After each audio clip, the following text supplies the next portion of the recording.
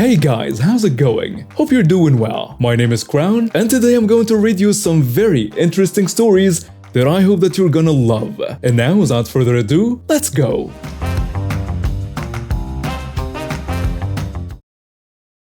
This story took place when I was 17.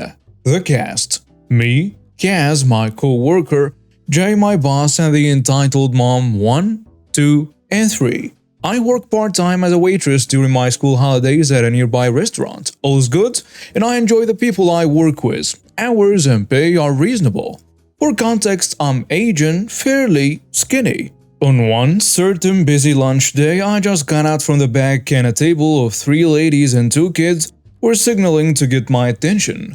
I nodded at them and headed to their table shortly after. I noticed their food is finished. Yes, do you need your bell? The entitled mother number 1 says, "Bell?" She laughs. The entitled mother number 2 says, "You expect us to pay after such poor service?"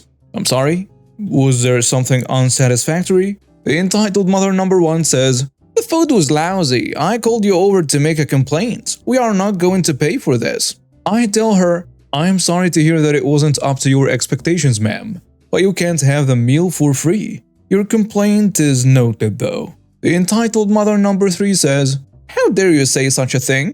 I know the owner of this restaurant. I will call him right now and report your rude behavior." Now my boss Jay is female. As I was with a table of entitled moms, I could see Jay at the far corner of the restaurant, happily enjoying her lunch. The entitled mother number 3 pulls out her phone, smirking at me as she puts her phone to her ear. Then she says, "Hello? Listen. One of your employees is being very rude. The anorexia-looking chink. Fire her. Oh, and the food was terrible. You ought to fire that chef too. We won't have to pay, yeah?" At the time, I didn't realize what she had called me as I was keeping an eye on Jay, who never answered her phone. A co-worker Kaz passed by hearing what she said. The entitled mother number 3 smiling then tells me that I am fired. It was quite funny, pretending to call my boss, but I didn't call her out on it just yet. Kaz asks, "What's happening here?" Well, they aren't satisfied with their food and refuse to pay. The entitled mother number 3 says, "You're also now fired, so stop talking and leave. Let your friend do the job you can do right." Kaz tells her, "That's very rude of you to call her that, ma'am. I'm going to have to ask you to pay for your meal and leave." Entitled mother number 2 says, "Oh, we have another stuck-up jerk, huh?" And the entitled mother number 1 adds, "Why are you so rude? We're loyal customers. We just wanted to give helpful criticism about the food served here.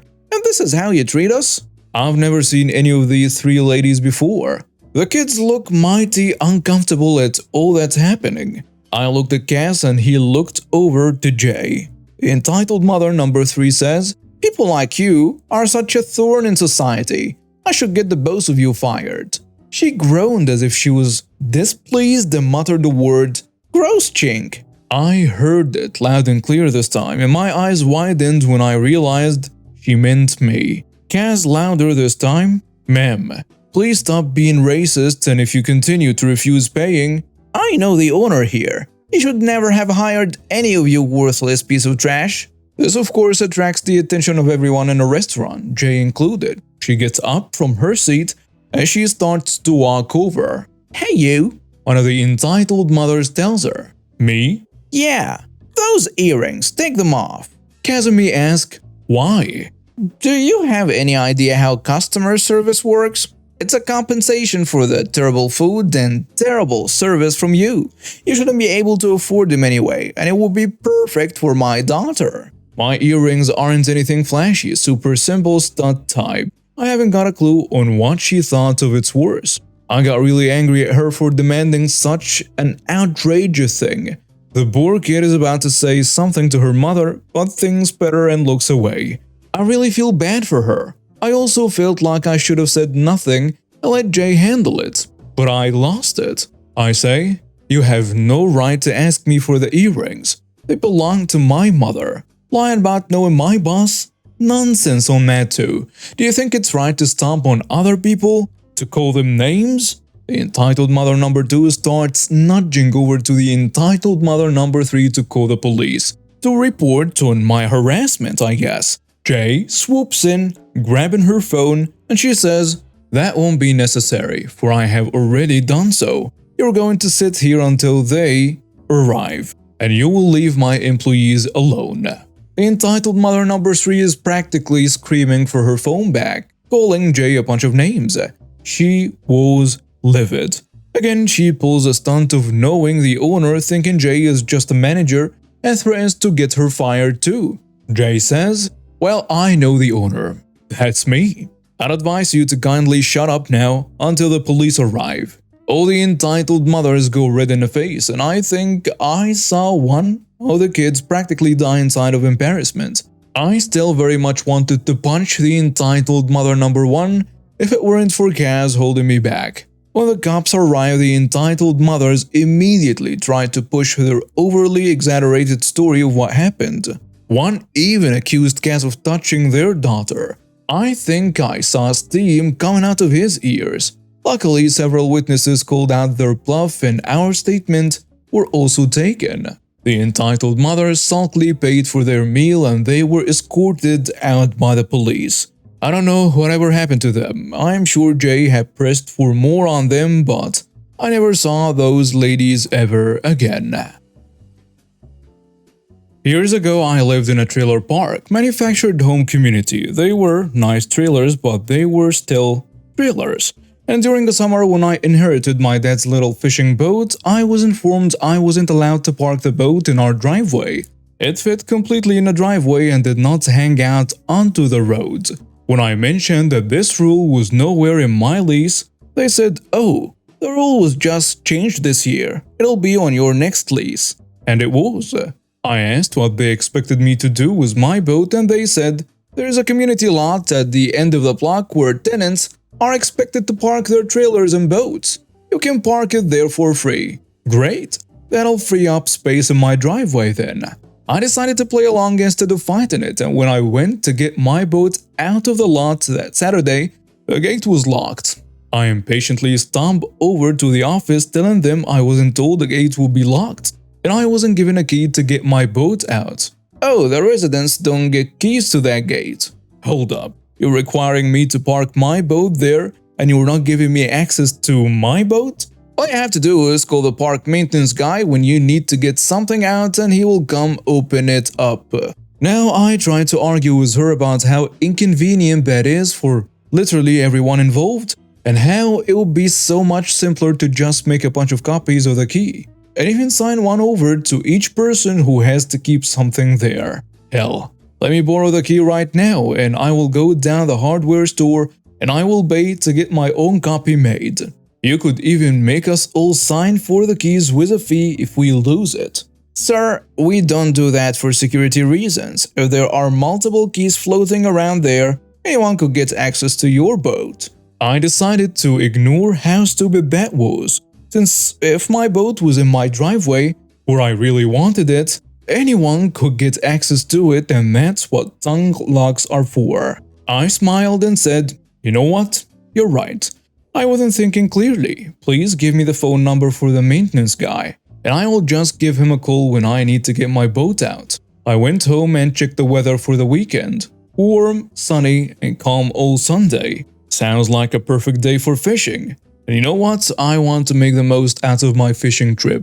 So I'm going to get an early start.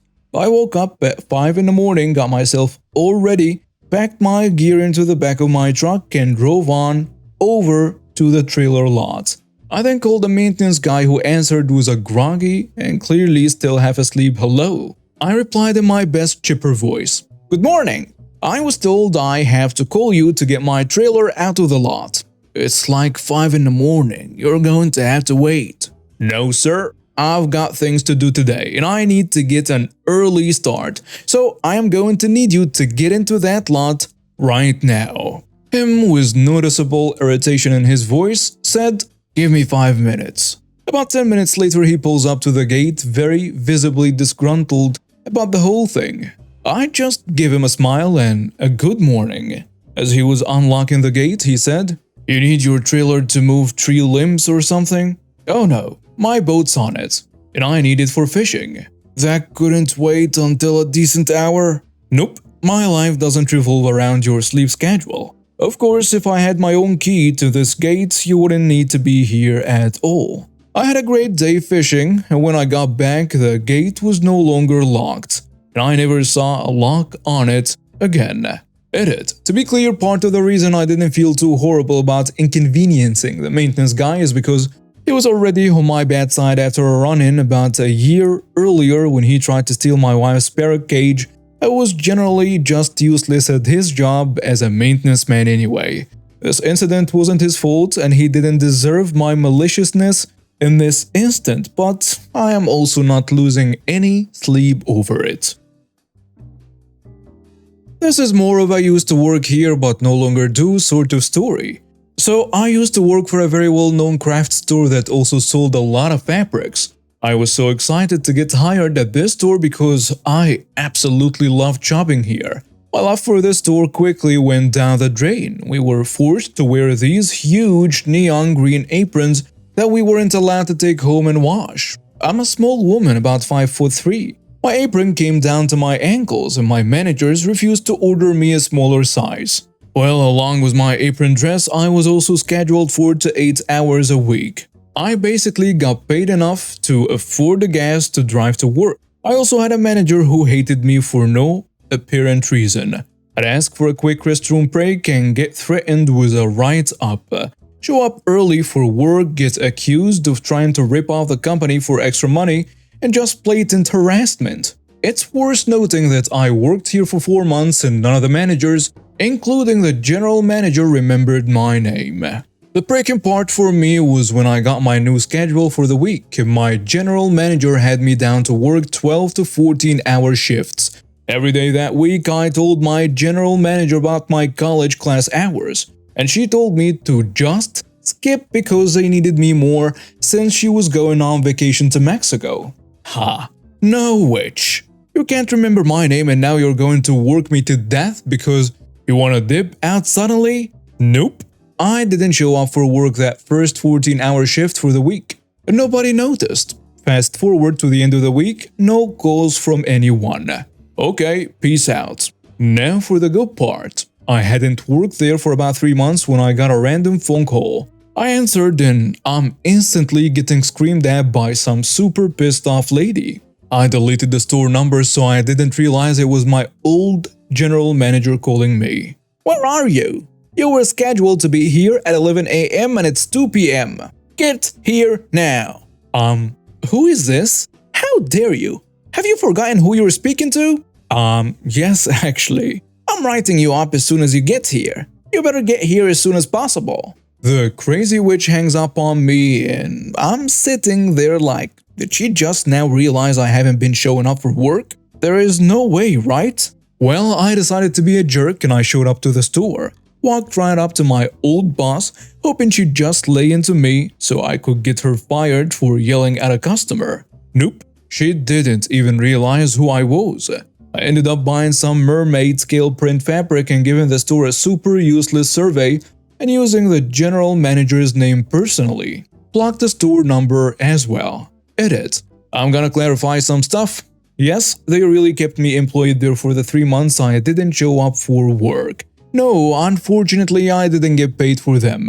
After my encounter with the crazy witch, I received an email from the company asking me to give an exit survey about my time employed with them. I dragged this company to the 9th circle of hell and back. I blasted the horrible management. The fact that I wasn't allowed to keep anything in my work locker after my shift, and the awful treatment of other co-workers by the general manager. He got on a headset one day and threatened to slap me. I did get a response from corporate saying they would look into it. She got demoted for a few months to floor supervisor, then totally fired for mistreating the employees. So yeah, you start your day with the sound of an excavator demolishing your shed without having a single clue in the world why the hell is this happening.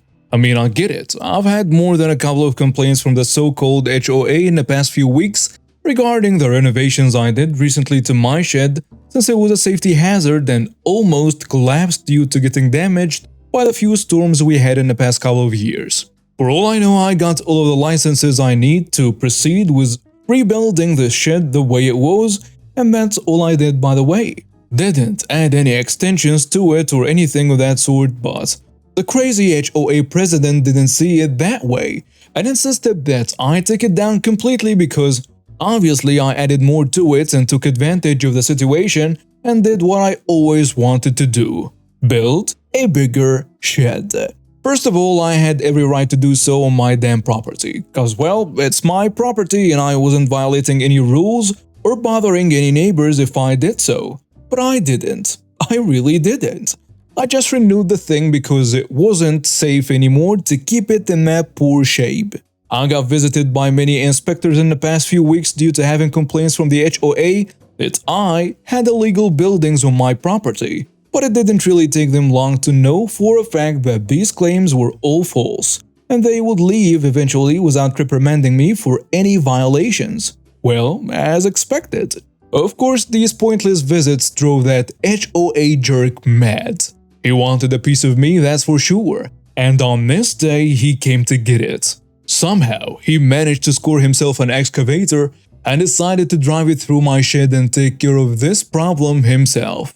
Didn't even know the jerk could operate this kind of stuff. But I learned later that at one point that was a job he had in his younger years, and probably wasn't hard for him to pull some strings and get someone to let him into an excavator they didn't probably own. So yeah, as I mentioned earlier, I woke up to the sound of my newly renovated shed being crushed by this piece of trash, driving an excavator through it without a care in the world. It took me a moment to realize that this was actually happening and on my property nonetheless, and all I could do at the moment is go on autopilot and do exactly what I did next. I went inside my house, grabbed my registered rifle, and came out guns blazing and started shooting at him in that thing without even giving him a single effing warning. The moment he heard gunshots, he stopped immediately, ducked inside the cabin for a moment, then eventually found himself a chance to get the hell out of there and run for his life away from that deadly situation. I would like to say that I wasn't shooting to actually hurt him, but honestly, that would be just plain lies. Maybe 6 or 7 police cruisers arrived on the scene and stopped right in front of my property, had me drop my weapons and detained me before they asked me a single question. Completely understandable though, but once they heard my side of the story and allowed me to show them the footage my cameras caught, they uncuffed me and had me go grab my registration for my weapon and wanted me to point them out to the house of that guy I shot at. And I did.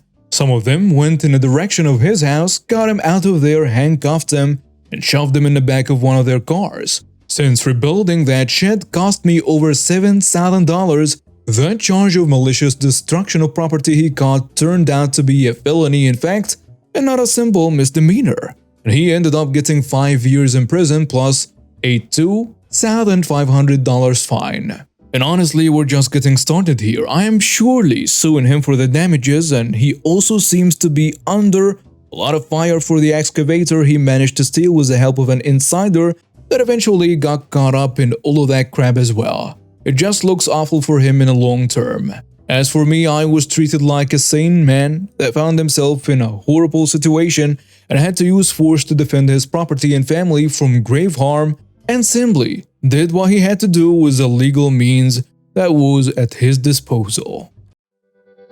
And now we have reached the end of today's stories. Thank you for watching and see you next time.